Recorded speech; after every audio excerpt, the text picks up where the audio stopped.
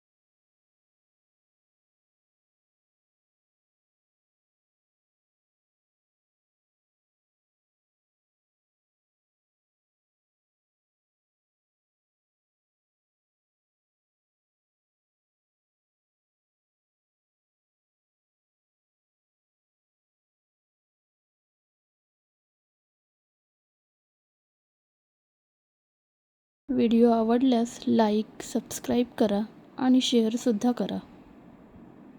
धन्यवाद.